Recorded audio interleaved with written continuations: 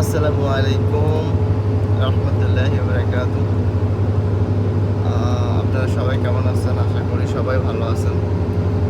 আজকে একটা ভিডিও দিতেছি এই জন্যই যে একটা জিনিস দেখানোর জন্য, সেটা হচ্ছে আমি যে দেশটাতে আছি সৌদি আরব, এখানে একটা জিনিস দেখেন যে এই রাস্তা পুরো ফাঁকা, শুধু একটা লাইন আছে, সেটা হচ্ছে যে ট্রেলার আর হচ্ছে কন্টেনারের জন্য আলাদা একটা লাইন।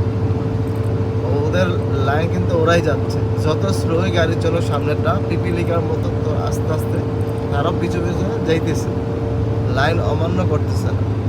আমাদের দেশে এই শৃঙ্খলাটা নাই, সেটার জন্য হচ্ছে আমাদের দেশে অনেক প্রবলেম হয় মানুষের যাতায়াত। যেন আমি বাংলাদেশে গেছি, বিশেষ করে আমার দেশে যাইতে 10 ঘন্টা লাগছে আমার গ্রামে বাড়ি যেতে। তো সেই জন্য এই ভিডিও চিত্রটা করা, যে দেখানোর জন্য যে আইন কতটা কঠিন, যে আইন হচ্ছে সব কিছু, এদেশে আইন অনুযায়ী গাড়ি চলে।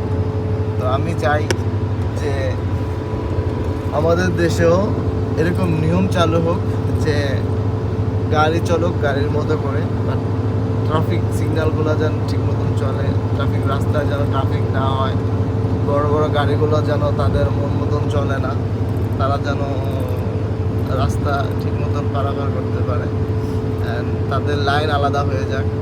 এইটাই হচ্ছে আমাদের চাওয়া, আগামী বাংলাদেশ চাওয়া, আগামী ভবিষ্যতে প্রজন্মের সৌন্দর্য দেখা।